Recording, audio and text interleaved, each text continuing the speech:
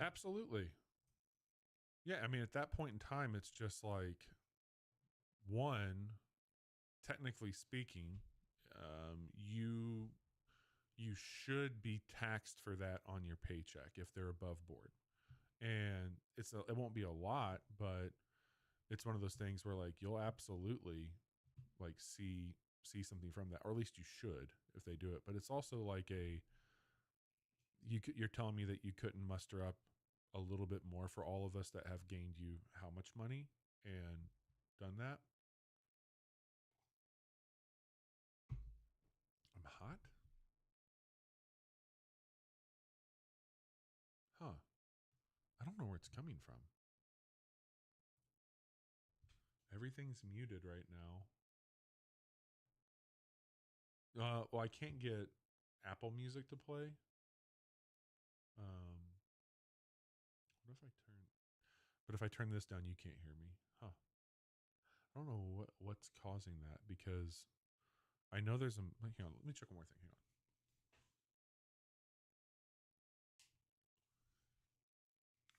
Does that change anything? Yeah. Okay. So it's.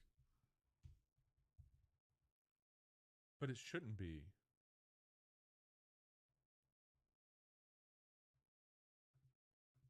That's so strange because like literally everything's turned. I don't know where it's coming from. Huh. Huh. Okay. Well, yeah. I mean, I don't blame you, dude. I hope that that plays out in a good way for you. Um,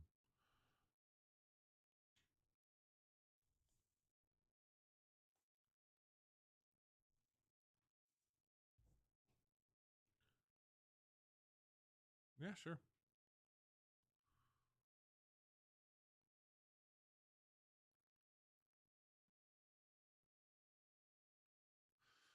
Uh, well, let me know how that goes. Good luck on it.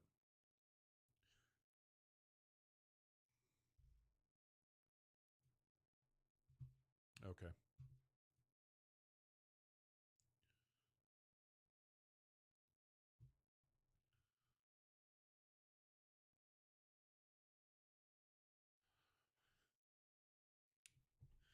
I have one more episode intentionally left because my plan is to go immediately from the finale, the series finale of Andor, directly into Rogue One.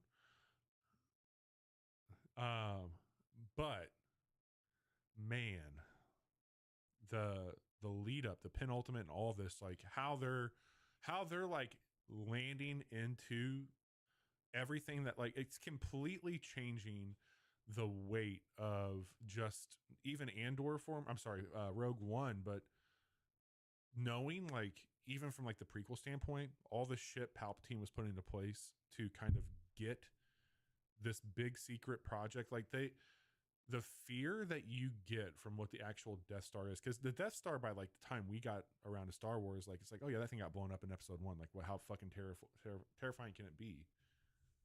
No, yeah, sorry, Episode Four. Okay, let me get in here before I throw up. All right, let's do this.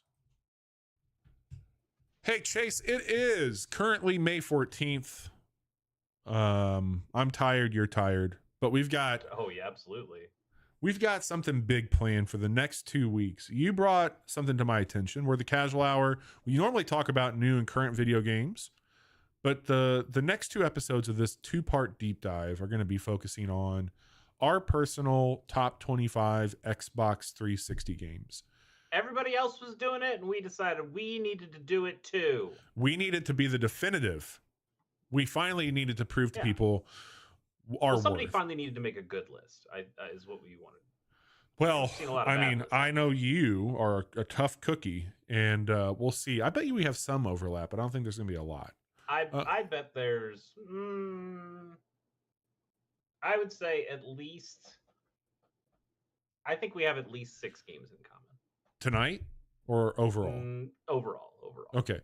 So we're breaking this up over to two parts. One, because if you're new to the show, we are long-winded. If you're old to the show, we are long-winded. And we're going to be telling you, we decided 15 to 10 tonight, right? Is that, I'm sorry, 25 to 25 10? to 15. Yeah. Yeah. So we're going to be 25 to 10. Sorry. So we're going to break down tonight. 15 games tonight, and then next week we're going to do our top 10 Xbox 360 games. We're not going to tell you about the games we've been playing. I will tell you I've been playing some new stuff. Chase, I think, is playing the game he spun on our monthly preview wheel. I've been very bound to the earth. Very cool. I've been dooming it, and I've been revenging of the Savage Planet it. So come back on May 28th. We'll have just a very laid back, decompressing talk about the games that we've been playing. We'll get you all caught up there before our June games preview going into our Summer Games Festival. So it's a nice little reprieve here before we get into our halfway point of the year. But Chase, let's how do you want to do this? What's the plan?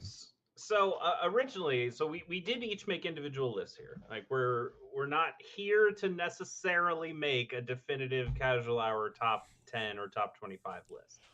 That being said, we are both here, and I could rank these if we wanted to. Can you do a quick? I think that's helpful. Can you do a quick pitch on how we approach definitive lists when it comes to Game of the Year? Sure. Yeah. So this was a little bit easier when we had three people. And you could break ties in that way. A lot more contentious at that point in time. Yeah. Well, we'd have more debate, more discussion, knowing that we could come to a final answer. So I think even though we did do some of our weighted scoring for some of these things in the past, I think now that we're down to two, it makes a lot more sense to use our weighted scoring just as a way. And I think for this exercise, these are more personal lists. This is a chance for you and me to talk about some very important games in our lives, because the Xbox 360, the whole reason we're doing this is the Xbox 360 turns 20 this year. It came out in November 22nd of 2005. Thanks, Usher. Yes. Happy Easter, Xbox. But we wanted to look back on a console that was very formative to both of us, and I think it'd be, because it's in the news and people are thinking about it. We wanted to make our own lists and just see about things that happen. These are completely open lists. Bobby could put whatever games he wanted to be on there. I did say, for my own personal benefit, I'm not putting any games that were ported to the Xbox 360 later. Not that I want current console. Can you give me what does that mean to you? Just to give people a good barometer here. Sure. They put Castlevania Symphony of the Night on Xbox Live Arcade, and I would not put that on my list because that is a PlayStation game. That is a PlayStation 1 game. I don't care that it's on the Xbox 360. That is not an Xbox 360 game. That's how I view it. There's only one. There's Bionic only one. Commando Rearmed was an original Xbox Live Arcade game, certainly based on Bionic Commando for the NES. But that was a completely brand new game that I would say would be eligible for a list like this from my standpoint anyway. I am not putting those same restrictions on Bobby. If Bobby comes here and says he wants to put a bunch of bullshit that I don't agree with, it's just that's how the cookie crumbles on that one. There's only so much that we can do there. So, we'll see. I definitely have. There was one game that I struggled with. I'm just going to call it out now because I don't think, based on because I struggled with the Orange Box being on this list. Yes, that was also a difficult one. Yeah. I am fine just saying Portal. If I just need to break up the Orange Box and say just Portal, I can say fuck the other games, even though I also really do enjoy. Half-Life 2 came out on PCs and the original Xbox, so I wouldn't call Half-Life 2 an Xbox 360 game, but the Episode 1 and Episode 2 were part of the Orange Box, and Episode 2, I believe, was brand new for the Orange Box when it came out. So I would also like to say the orange box generally, but it is kind of a cheater answer. I would say it's not as much of a cheater answer as IGN's #1 game of the Xbox 360, which was the Mass Effect trilogy. And I'm like, fuck that, fuck you. I don't care that they came out all on one thing in one package at one point. Fuck you. Make a decision. And Be bold. I also like, we'll talk about it, but there was a lot of sequels that happened for games that I cared a lot about during this time. And I tried to, in the spirit of diversity, pick my high watermark from those and bring that one to it. So I didn't put down every Rock Band. Yes, you know? Yeah. I would say with I think there might only be one exception on my list, where I chose one from a franchise. You know, could I have put Mass Effect 1, 2, and 3 on this list? Probably. Yeah, probably. But I chose not to in some cases. In one case, I made an exception. We'll talk about it when we get into things. But I like that as well. Like this whole exercise is for us to talk about games. And I like having different discussions rather than just going like, oh yeah, you know, Madden 2006 was pretty good, but you know, Madden 2007, that's also pretty good. They both made my list. I'm like, what? Really? We're gonna have that discussion? Nobody. The other thing too is that like there was a bit of a tail on this generation due to the popularity of it when the PS4 and the Xbox One came out. Yeah. And so you had a lot of simultaneous releases where like Destiny is not showing up on my list.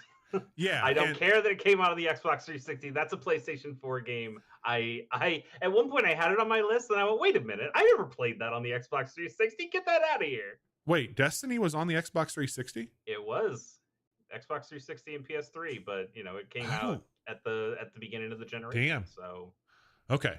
Well, so you're going to, so if I'm assuming this correctly, game 25 is worth 1 point, where game number 1 is worth 25 points. 25 points, yep. So we will just work up that way on this list.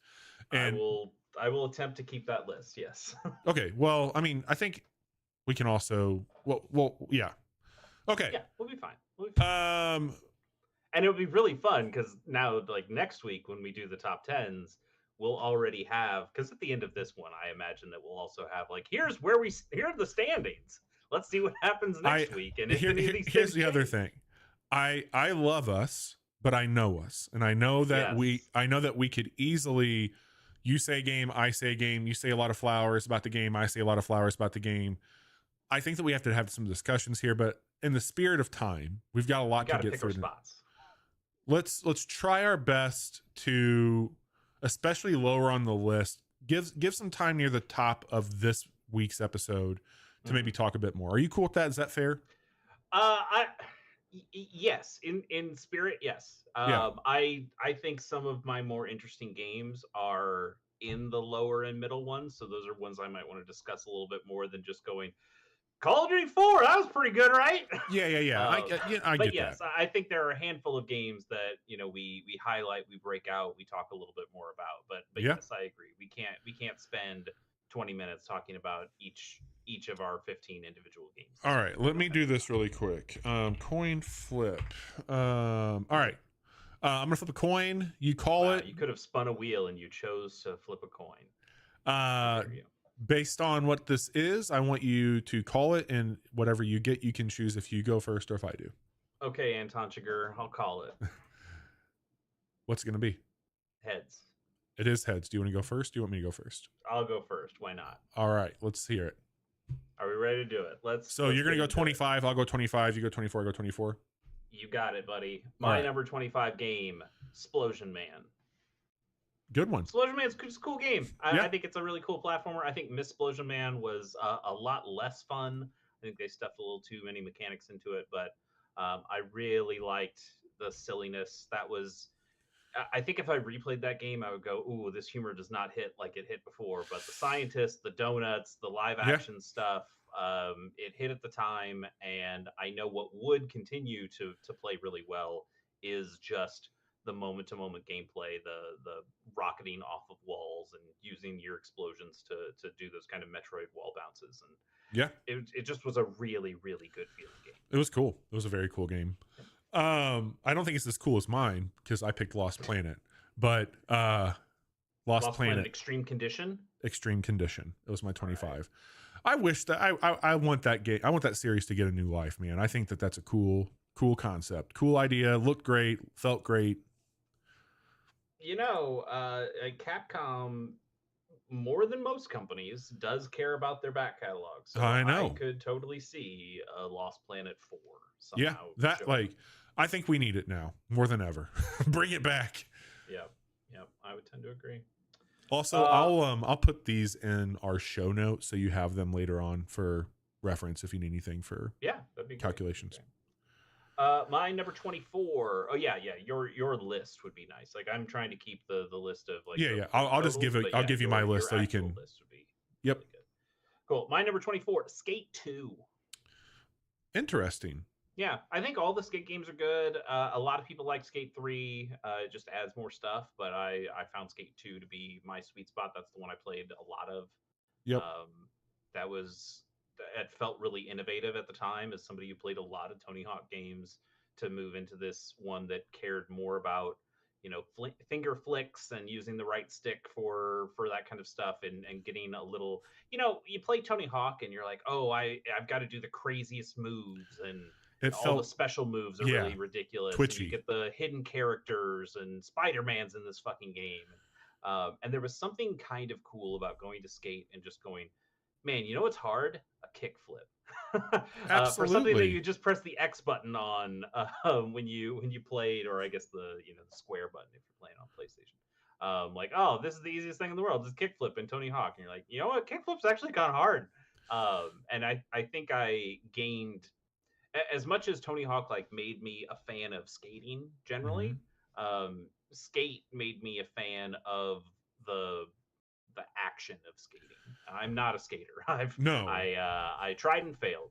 I know that's not for me, but it made me appreciate the difficulty of skating in a way that playing Tony Hawk was just like, oh, look at these cool moves. And then you watch the X Games and like, they don't do moves like a Tony Hawk. But when you play Skate and you're like, man, these guys are really fucking talented. I like Skate over Tony Hawk. And there was something I had to install, I can't remember now, on my Xbox 360 that allowed it to read my iPod because it was designed to read the Zune. And there was something that, like, one of my favorite pastimes was to fire up the Skate games. I like Skate 3 more than Skate 2. So firing up Skate 3 and just like listening to my own soundtrack for that was such a vibe of just like, go skate, do some stuff. And you called out the stick movement there. I was really into the active swing of like Tiger Woods. So like the idea of controlling the thumbstick to do things translated very well for me. That's a great call. Great pull. It didn't make my list, but Fight Night Round 3 that had that same swings, kind of use the like the hooks and stuff with the right thumbstick. That was the first time I ever played a 360 was at a Target, and they had Fight Night on there on their little console machine there, and you're like, holy shit, this is really cool. Like this is just neat how this works. I'm so pissed that we're doing this now because I actually tried to look it up before we got into it. I mean, you have an Xbox 360. You could probably fire it up and see some details on your shit there. I don't. As long as it doesn't red ring, which it probably would. I had two that did.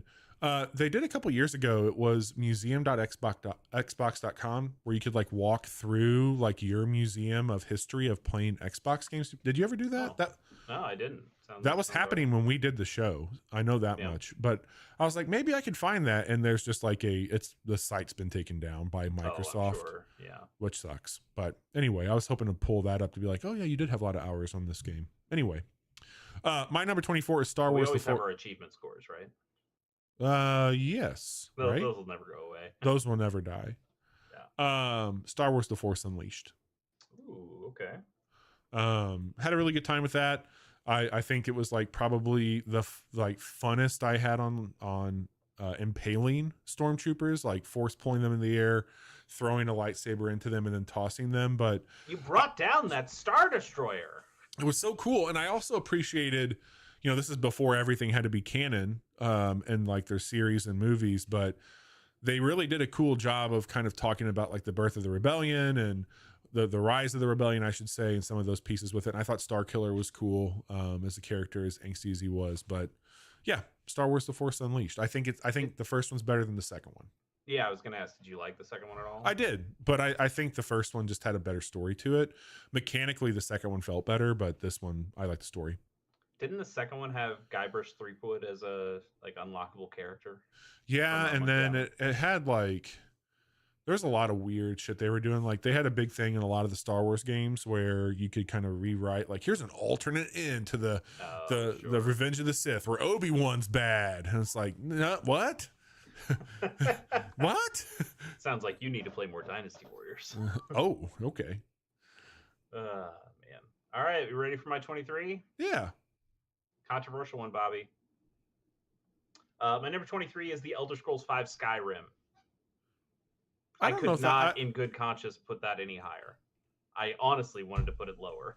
But well, here's the thing, man. I put a lot of hours into Skyrim, and I guess I got to give it some flowers. Life has done a lot of things to you and I since we played that game, and I tried really hard when I was writing this list to put myself back into the mindset I was when I was experiencing these things for the first time. And while I think Bethesda has kind of aged like milk, yeah, I cannot deny the importance of Skyrim for this generation.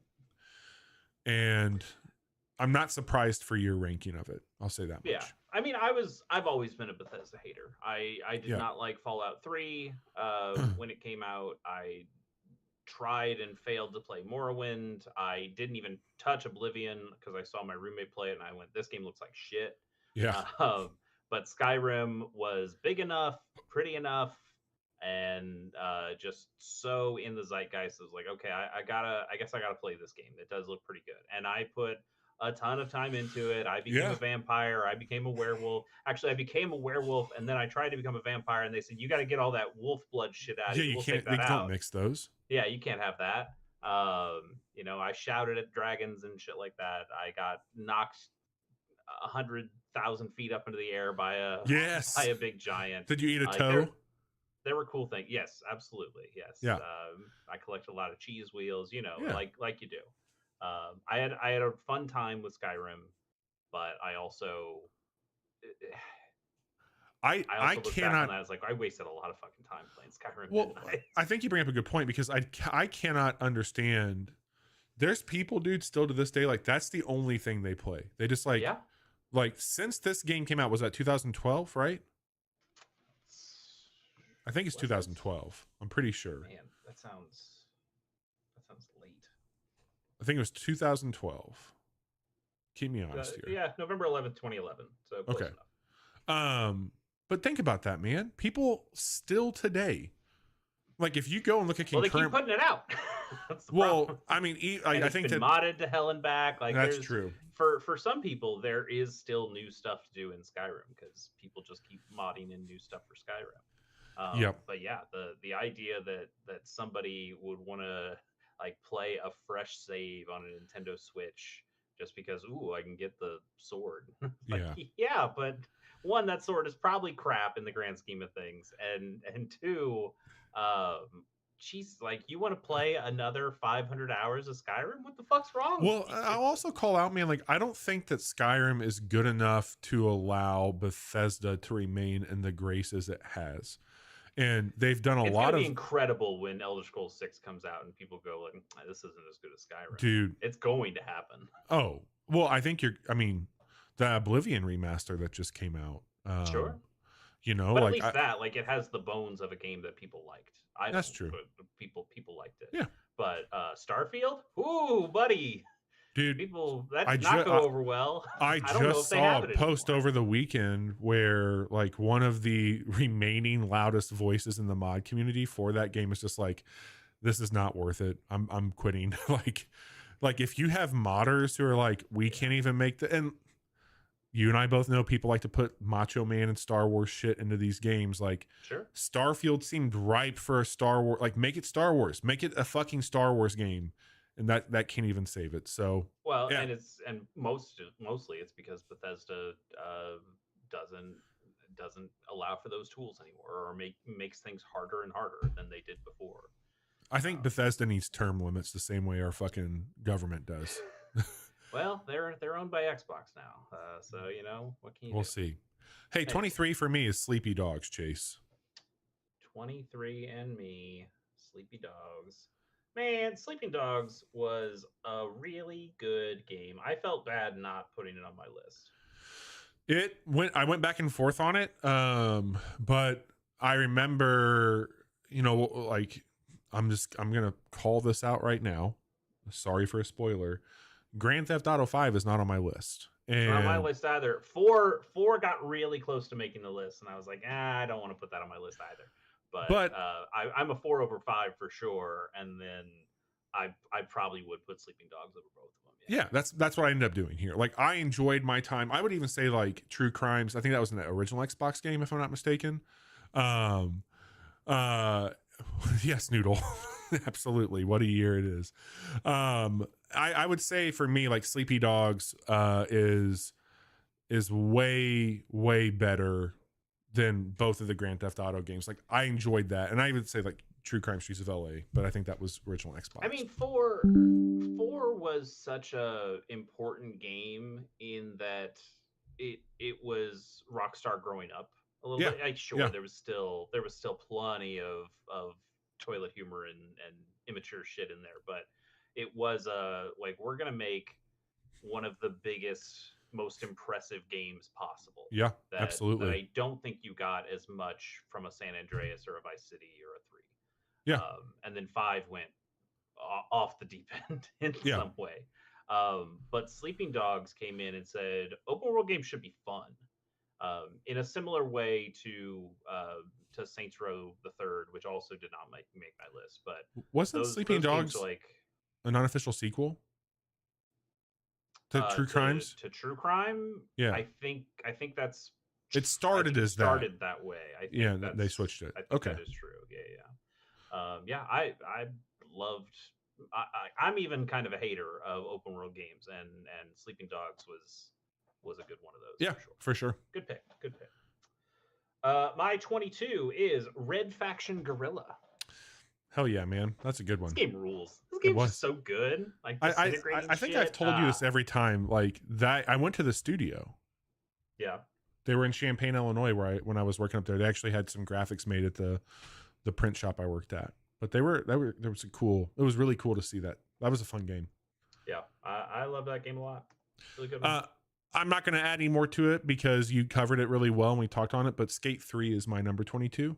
Sure. And I enjoy Skate just like you do, but I picked Skate 3. I think that's fair. My number 21 is Splinter Cell Conviction. I was curious if this one would come up. I appreciate stealth stuff a lot more these days, but this one was one that, like, I did not expect this one from you. This is the only Splinter Cell game I've ever played, and it probably will continue to be the only one I've ever played. All right. I don't love stealth stuff. I don't love Splinter Cell all that much. I actually probably played a little bit of the first one at a friend's place, and that was probably not the best way to experience Splinter Cell, is with your friend like shouting at you as you're trying to play the video game about stealth and being quiet. But I like Conviction a lot, mostly just for like the type treatment shit that they did, where you'd get into a mission and they'd put like the name of the mission on the building in like a big spotlight. It would look fucking rad. It's true. I liked the marking of enemies and the ways that you were able to like be a cool ass Sam Fisher by just like, you've marked all these targets and then at one point you could just go pop automatically and just knock them all down. It's like, okay, this game's pretty cool. So I didn't really care about the story or any of that shit, but I did just really like that game from a mechanical perspective. It's crazy that they've not done anything else with it. Insane. Yeah. It's kind of weird. I put Dead Rising as 21. Okay. I think that's probably higher for a lot of people. I think it had a pretty big impact at the time, but there's just stuff that I appreciated more than this, and it's not to like belittle this game, but I think it's kind of telling too. Like, I haven't had much of a desire to check out the remaster, even though I think it's a really good one of those. Yeah. But yeah, Dead Rising 21. I'm not a, you know this, I'm not a time limits guy. The idea of going back through a game multiple times in like a Wind Waker kind of fashion, not a Wind Mm-hmm. Waker, a Majora's Mask kind of fashion. Yep. It's like this is just not the kind of game I like. I do like the media that has come out of it. What's Frank's last name? Frank Castle? Is that right? That doesn't Or sound or right. is that Always Sunny Frank? That's Frank Reynolds. Yeah, no. Frank Castle's the Punisher, right? Frank West. I don't know who the fuck Frank Castle is. Frank Castle's the Punisher. Sorry. Okay. Uh-oh. No, I love Frank West. I like Frank West as like a character in fighting games and all the silliness. I'm not speaking bad of Majora's Mask. I just don't like those kinds of games. So I'm predisposed to not enjoy them, even though I respect. I will say this much too. Here is Ocarina of Time, and way down here is Majora's Mask. Like there, it's not. You said it. You said. I will say I'll say that with 10 toes down. Like Majora's Mask is nowhere near the video game that Ocarina of Time save is. it for the N64 anniversary. It's right back there, over there. I have the proof. So Dead Rising 1 is your number 21. My number 21, yeah. And you never played any of the sequels? Dead Rising, yeah, for sure. Yeah. Okay. You like those? They're fine. Like Dead Rising. At what point was it 3 where they got rid of the time limit entirely? Yeah, and I can't remember. I think that there's some. I might be speaking illy here, but I think they tweaked that a bit in the remake, or at least you can control it more. I think that's true. Yeah. I don't know. And that could be a really cool thing to go back to. I'll tell you what. This year, if I can find a cheap copy of that, I might pick it up and just be like, "What does this game feel like in 2025?" Yeah, we'll see. My number 20 is a game I love a lot. It's Need for Speed Hot Pursuit. God, this game. I thought that'd be rules. higher. It would if a different game wasn't a higher. Yeah. Need for Speed Hot Pursuit rules. It's Criterion came over and said we can make one of these, and they made one of the best Need for Speed games since honestly since Hot Pursuit 2 on the original Xbox. I know a lot of people like Underground. I enjoyed Underground, but for me, Hot Pursuit 2 was a big deal, and then when they kind of rebooted the Hot Pursuit series and brought the cops back, and sure, this was so good. The way they added in the social features of having different streets and different races that had your times on, and you could break individual people's times, and there were the global leaderboards that you could go in, and not only global leaderboards but friend leaderboards. And I remember having a couple rivalries where I would go back and forth. This was in college when I had time to play video games and care about that shit. I remember like, okay, I'm gonna keep lowering my time on this one race so I can beat that person who beat my time. And I just haven't had that with other games. It's really good. I know they made other Need for Speed games after this. The Most Wanted's the Most Wanted reboot I think is also really good, but Hot Pursuit is the one that I just played the shit out of, and I love that game deeply. Yeah, I mean, Need for Speed, monumental series, like definitive series for a lot of that shit. And it's also had a lot of bad games in it too. Yeah, that's true. They've made a lot of bad Need for Speed games. They've made a lot of mediocre Need for Speed games, but they've made a couple of really good ones. And I think the Hot Pursuit reboot on 360 is just one of the best. Well, Chase, that brings me to number 20, Limbo. Oh, okay. Limbo's my number 20. I thought that game, and I still think that game is cool as hell. I think people are still today trying to catch that game in a lot of ways. I think its own developer seems to keep trying to catch that game because they just keep making that game over. Yeah, man. Limbo was just striking. It was that was a crazy thing to download and just experience and have there. Like, it became a game. I think it's like one of the earlier games to hit mobile. Also be like, wow, this feels really, really cool to see it there. But it was that game had, this is kind of like a period, like this is one of the games that you'll notice a lot of the stuff I have on here is pretty mainstream. I was 19 when the Xbox 360 came out. I was working for like myself. I didn't have a ton of money, so like I kind of chased those waves, and I didn't have the income to explore more fringe stuff at the time. And my friend crew was like not into. There was a couple people who were into like some more subgenre type stuff, but this was a game where I was just like, chase back then. I didn't have a chase back then. Play these weird games. Yeah, I mean, if you look at my when we started the casual hour in 2016, at like my top 10s and what I was doing there, my palette has changed. My view of video games has changed because of this show, and I'm playing more interesting games and a more diverse range of games these days than I ever have. The best thing I've done on this show is probably introduce you to more games, but unfortunately, some of those games ended up being crafting games, and I sometimes, Pandemic did a number on me, man. But yeah, Limbo's really fucking cool. Yeah, like Limbo also, to your point of not having a bunch of disposable income to go and try a bunch of experimental things, having Xbox Live Arcade as hear a bunch of small downloadable games. They won't take you very long to beat. They're much cheaper.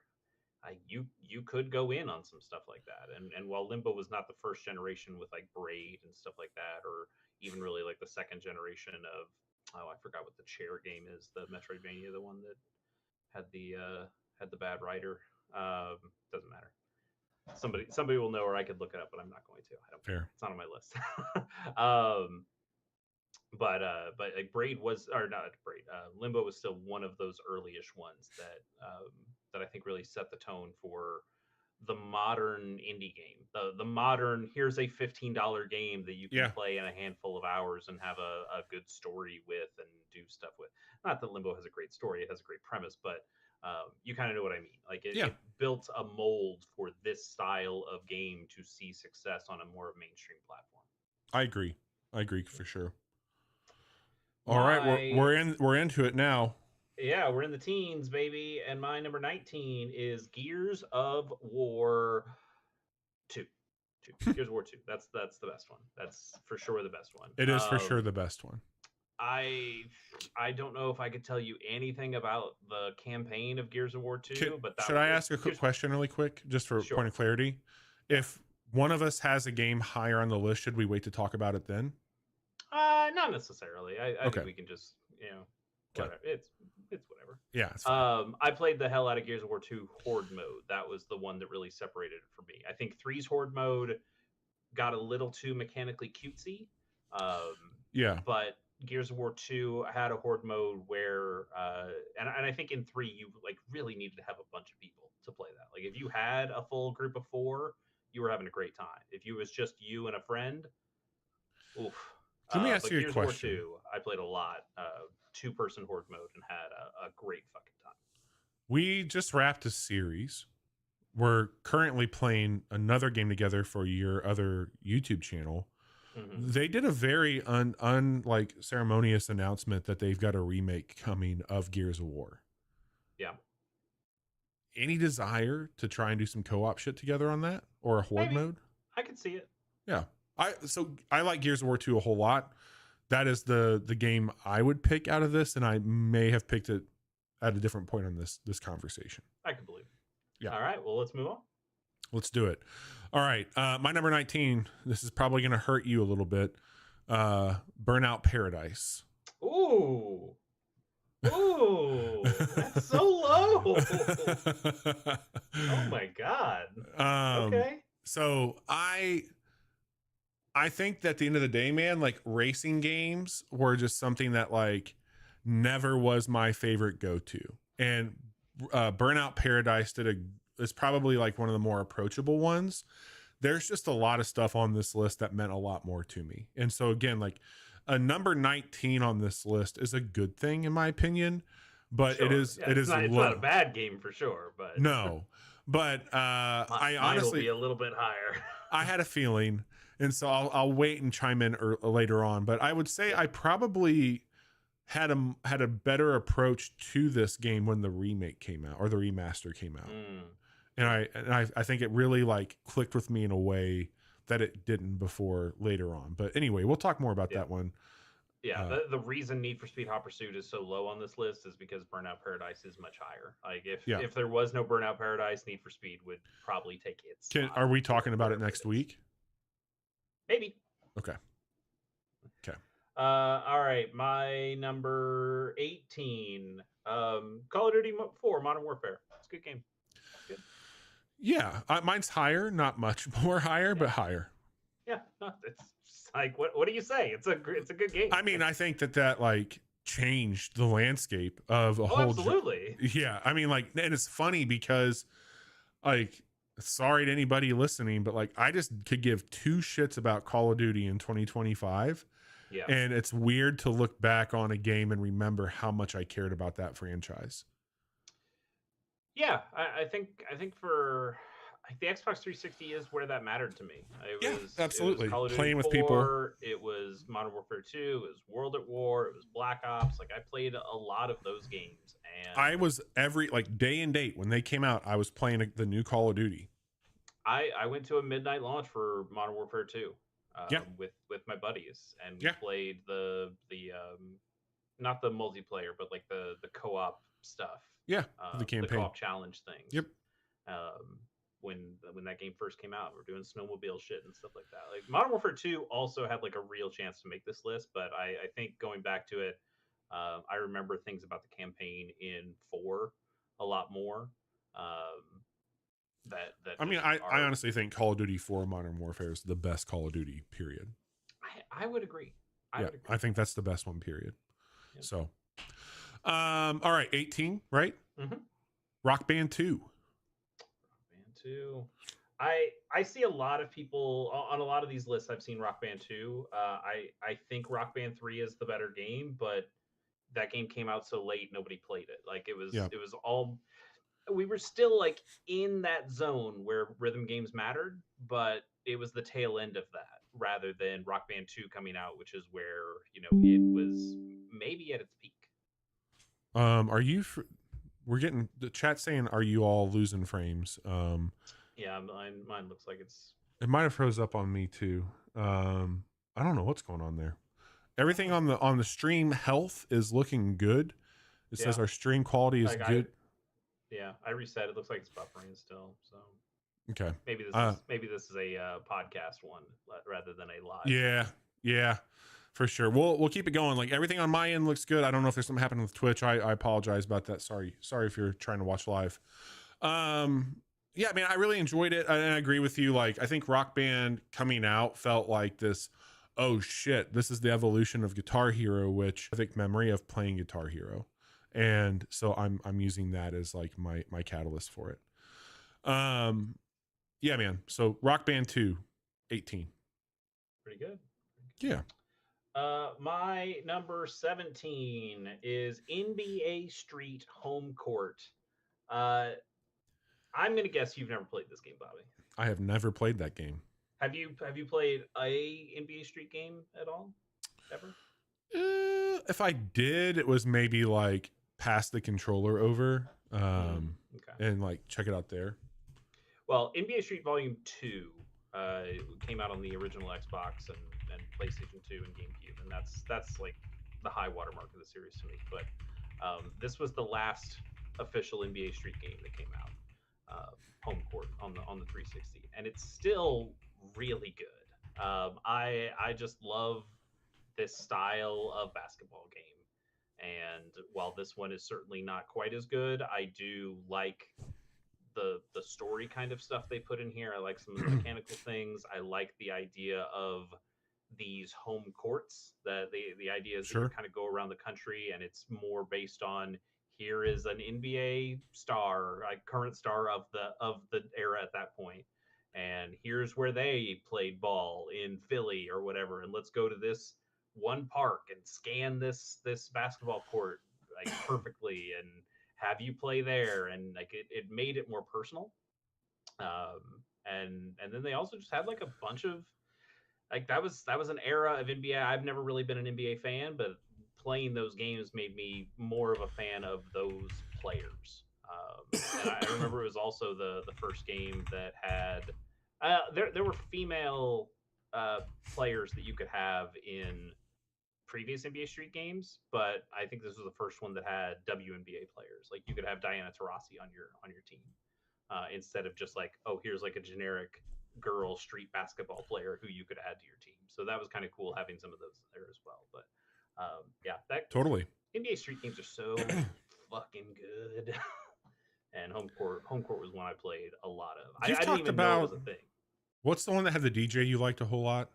That's Volume 2, DJ Cucumber Slice. I think he's also in 3. But the NBA Street Volume 2 and Volume 3 were all like big important games to me when they came out.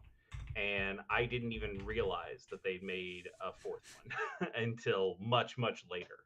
And it was kind of like digging up this hidden gem of, oh my God, did you know they made a fourth game of one of your favorite franchises? And you're just like, oh my God, it's here and I get to play it. It's fucking good.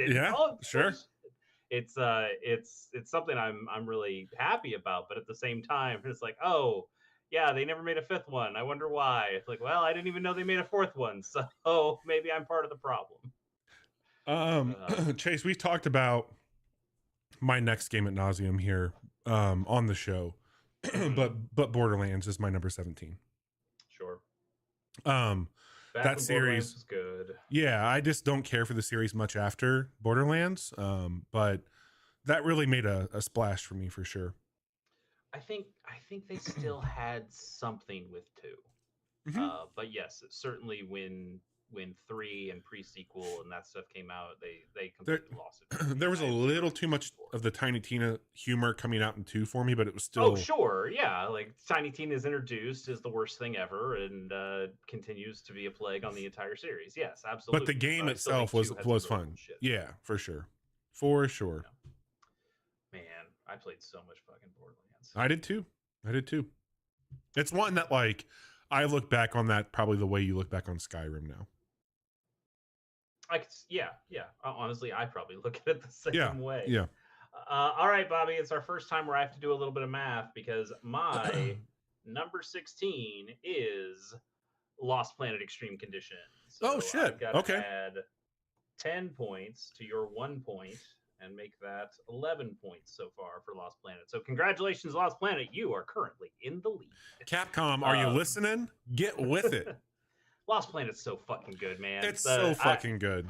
The second and third game, I don't think I've actually played the third game. The second game I know is bad. I've played some of 2 and it's not good. I would like to go back and play them all for no good reason. But I was actually like, we talked about this game not that long ago, and I know I looked it up. I'm gonna look it up again now and see what it was down from Steam. I can't remember which one. Was it 2 or was it 3? But one of them is not on Steam. So Lost Planet Extreme Condition is $15 right now on Steam.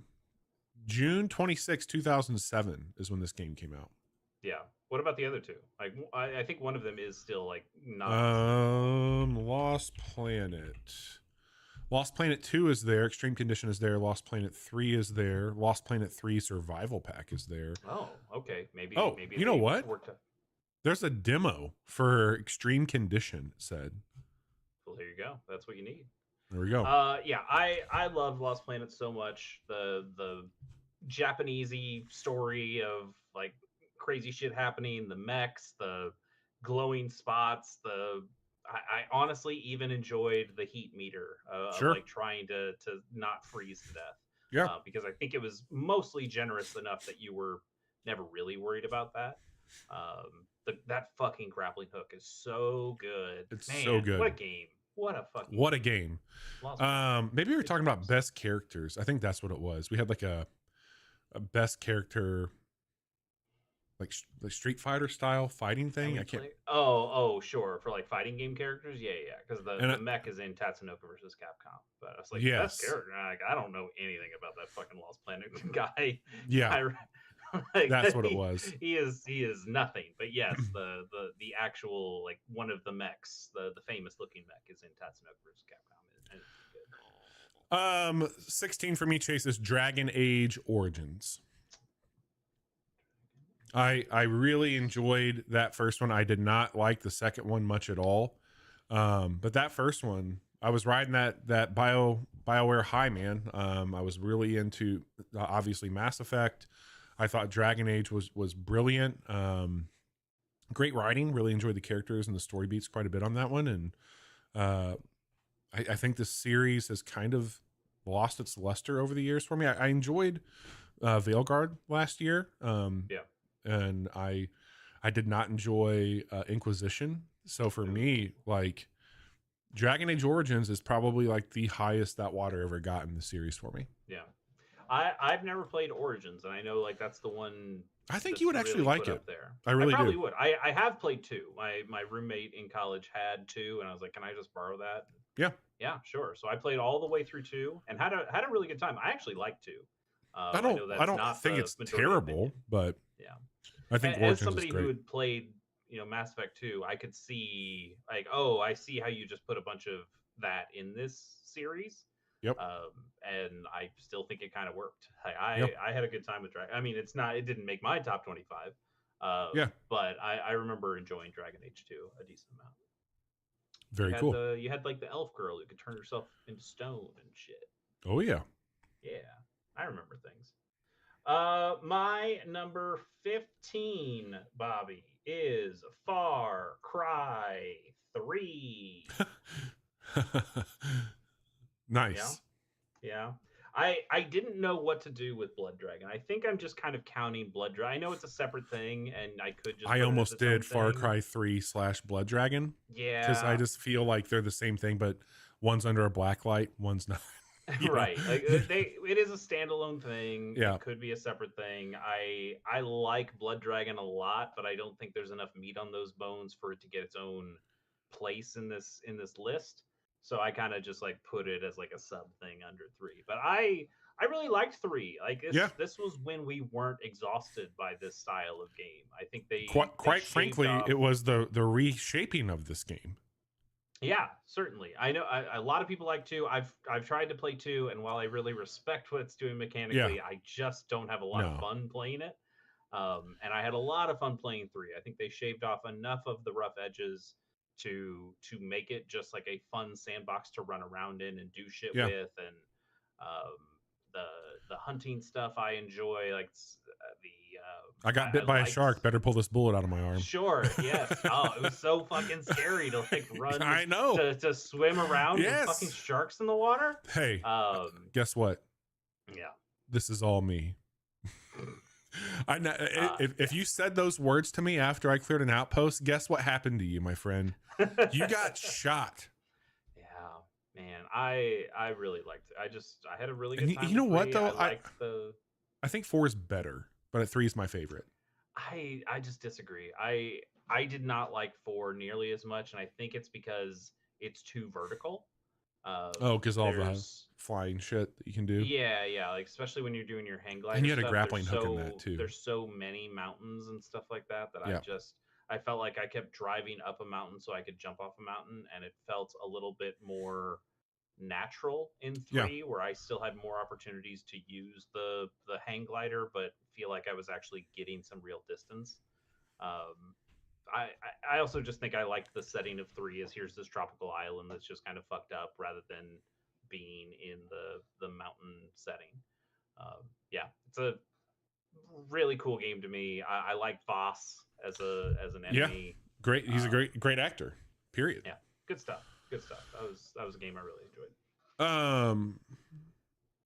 My number 15, Dishonored. Ooh. I love Dishonored. I think Dishonored. I think it is such it was like a breathtaking world to be in, and I just felt like what I was experiencing. I really liked Assassin's Creed. I still do, but there was something about Dishonored that just felt like I'm actually like doing some cool shit. There's a weight to it. There are consequences to what I'm doing that I don't fully understand. And I think the game really made me feel bad about just leaving towns in shambles. But the murders and executions and stuff and that were just way too good not to just kill people. And I love the abilities. I love the Lovecraftian nature of this game. Like everything felt fucking great in that. Dishonored is a cool series that deserves a whole lot. And it gives me some hope that I don't know what's going on with it because I think Marvel's kind of dropped the ball royally on their Blade reboot. But when they teased that new Blade game, I'm like, this looks really fucking cool. Like, I can get behind Blade doing like the Dishonored shit. So we'll see what happens there. But Dishonored, very cool game. Yeah, I agree. I didn't end up liking the second one nearly as much, but the first game was that sweet spot for me. I loved the world building. I loved the all like the mechanical powers that you Yep. got that gave you a lot of freedom in how you went about like completing objectives. It's cool. It's a cool game. My number 14 is Borderlands. Okay. Yep. And here's what I'll do, because I'm gonna skip you for a second, Chase, and here's why. My 14 and my 13 have been spoken about already, so I'm just gonna go ahead and lay those out for you. What do you got? 14 is Far Cry 3, and 13 is Call of Duty 4 Modern Warfare.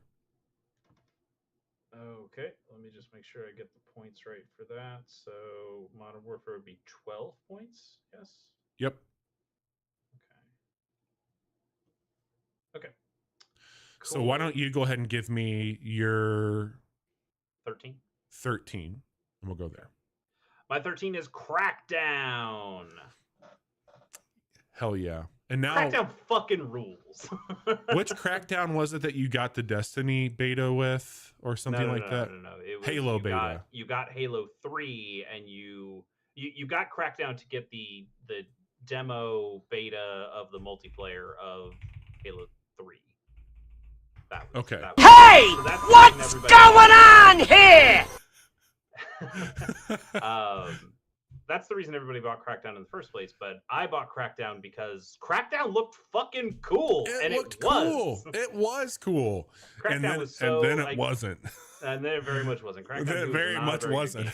And Crackdown 3 I never touched, but I assume that game is also not very good.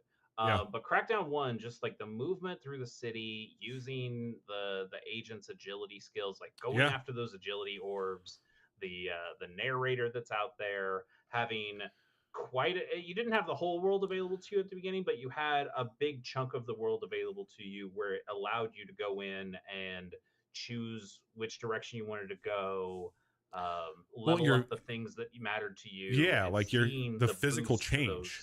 Yeah, like when you got the stronger stuff, your guy would just become more of a hulking mass. When your driving level got better, when you got into a car, it would become cooler.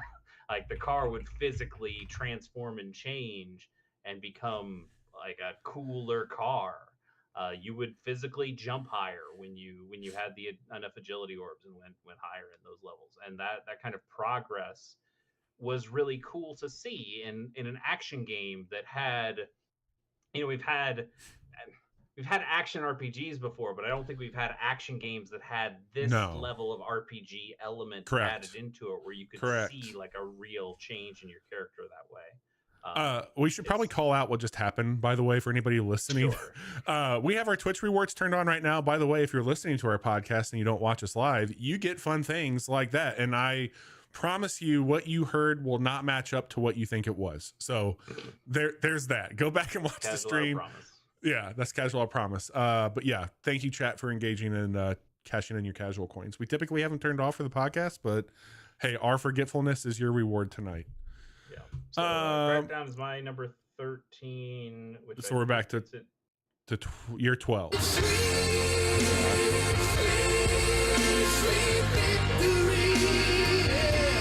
For Crackdown? Yeah. What does your 13th place get? 13 is, let's see here. Hang on. 1, 2, 3, 4, 5. I just did that. Okay. We had the same thought. Yes, Crackdown gets 13 points. All right, Bobby, we are on to your number 13. Yes or no? You already said your 13. I did that. So why don't you give me, because you were going first, so you give me your 12, and then I'll give you my 12. Okay. Hey, perfectly enough, my 12 is Halo 3. Like Halo 3, a little bit better than Crackdown, but I still really like Crackdown. Yeah, fair. We'll talk more about that game, I think. Yeah. It was really hard to pick a Halo game.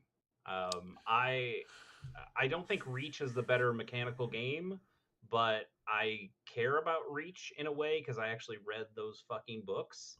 And ODST I think is the coolest looking one of those Mhm. games, and I like the submachine gun that's in there, and I like the way that you're in this one city and you're going to these little vignettes. But at the end of the day, I got to finish the fight, and I can only Well, do that with Halo. yeah, 3. I mean, I picked so frankly, man, like I lost interest in Halo after 3. And like I know Reach and ODST are great, but like I was already kind of moving on to Call of Duties at that point in time. I was out of college by that point. Like it was just like I was working. I just was into other shit at the time. But like Halo 3 had a big impact on me in college for sure. There's a few holes in the door of my room from where controllers got stuck in them from people throwing. Yeah, no, for me, Halo died at 4, for sure. Yeah, but no, I get that. All right, Bobby, what is your number? Your number 12? Yeah, number 12, Guitar Hero. The first one? The first one. Wow.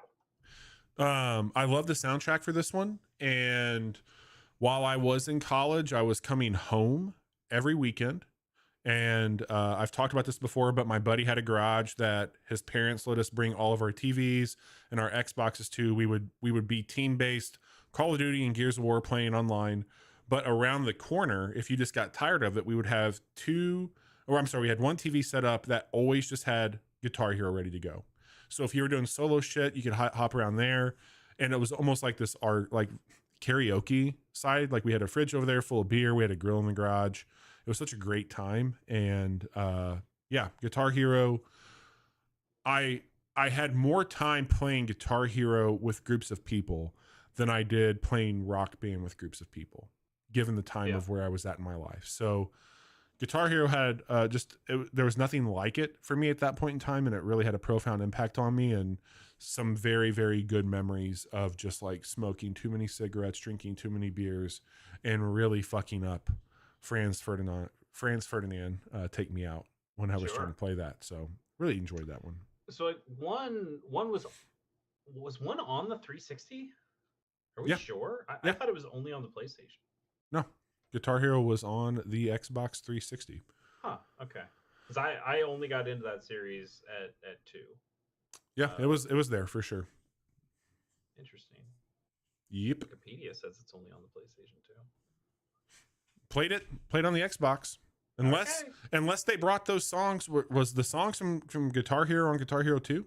I don't believe so, because the songs from Guitar Hero were not like actually licensed. I mean, the songs were licensed, but they were covers. They were all covers in 1, if I remember right.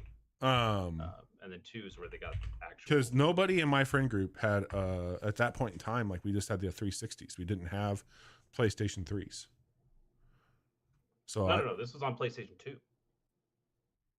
Was the original Guitar Hero. There's no way I'm fucking this up, am I? I don't know, buddy. I think you might be having a bit of a fever dream. I think 2 was the first one to come to the Xbox, which is why I played that one. And Wikipedia, at least. If anybody in chat can keep me honest here, like I know for a fact, because Franz Ferdinand, and it had Queens of the Stone Age. No one knows. I can look up the soundtrack to be sure. Like those were songs that like I know for a fact we played in the garage 100%. Yeah. Take Me Out is on here. Nobody had a PS3 or I mean, we all had PS2s, but not at that point. Like this would have been like 2007, 2008, right? The original Guitar Hero came out in 2005. Like days before the Xbox 360 actually came out. Huh. I like you're saying all the stuff that makes me think, yes, you obviously played Guitar Hero 1, but that game did not come into the Xbox 360. Was there ever another time? Was there ever another time where they brought these back? I will correct I will be happily corrected here, but I know we did not have PlayStations in the garage. I know that much. We were all Xbox kids. Yeah. Weird. I don't know what to tell you, man. That's a weird one to me. I know I played a lot of 2. I used that Explorer controller. I mean, I played a shit ton of 2 for sure. Yeah, two great game. Huh. And then I followed Harmonix to Rock Band at that point. And World Tour was a completely separate game, right? Yeah, 3 and World Tour were like that's when it broke off, and that was that Neversoft that was making those still? I don't know, man. You got me fucked up here. You got some weird alternate history. Is this like the Bernstein Bears, Berenstein Bear? Like, is this a fucking? There you go. Oh my god. Okay. Well, let's that brings us to our 11, which is the top of this episode's list. Next week will be 1 through 10. So this week was 25 to 11. Chase, what is your 11? My 11 is Assassin's Creed 1. That's the one. The 2 and Brotherhood are very good. 3 obviously is bad. We all know this, and then everything went weird with Assassin's Creed. I like 1. I don't care that it's repetitive. I don't care that you do the same 4 missions for everybody. I think 1 fucking rules. I love Altair. I like the Middle Eastern setting. That was the fucking game. I like getting on the horse and going to different cities. That was the one. And it's great. Like 2 is great. Brotherhood's great. Revelations is fine. 1, baby. That's where it is. That's where it's at. Assassin's Creed 1. So, to quote Luke Skywalker, amazing. Every word you just said was wrong. Because my number 11 is Assassin's Creed Brotherhood, and that is the true number 11. A very good game. A very good game. Number 11. It's not Assassin's Creed 1. Hey, can we just take a minute to recognize that we both had Assassin's Creed at our 11? That is pretty good. That's pretty good. And neither of us picked a bad one. Like, no. If you'd said Assassin's Creed 3, I'd go, get the fuck out of here. Yeah, absolutely. I mean, look, whether or not I played Guitar Hero on the Xbox 360 is to be determined, but I will stand tall on Brotherhood being the game. Yeah, Brotherhood was really good. You can play that game as Raiden from Metal Gear Solid, which I did. You should. I liked going, like, sending your Brotherhood guys out to do missions. That was fun for me. I think Brotherhood's a really cool game, but at the same time, I think that got into a point. Like, that was peak Ubisoft slop at that point. Yeah. Go up a tower in the same way that Far Cry 3 Send out your Brotherhood to do this shit. Scan a thing. Oh, look at all these fucking points on the map. You got to do all this bullshit. There's always more bullshit to do. And the reason I like Assassin's Creed 1. Now, Assassin's Creed 1 has its own bullshit. I didn't collect all those goddamn feathers. I wouldn't suggest you do. How could you? I think there was a little bit more of, like, an appreciation for just walking through a space and just allowing yourself to take in the game world. Whereas in Brotherhood, I think they'd had enough of those games by then. It was like, we always got to make you do something, and you're in this open world. And I just really liked the being in the world of the original Assassin's Creed. Remember the Hookblade? That was Brotherhood, right? Hookblade was that 2 or is that Revelations? Revelations, yeah. Hookblade was Revelations. You get that little extra height.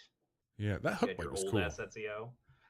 Revelations had some cool stuff. It like did. The Hookblade, I think, is a good innovation. It's just the game itself is not as good. That's true. So. All right, Chase. That is it. 25 to 11. If you are watching this, thank you so much for stopping by and hanging out with us tonight. We really appreciate it. To get a look at the standings, Bobby.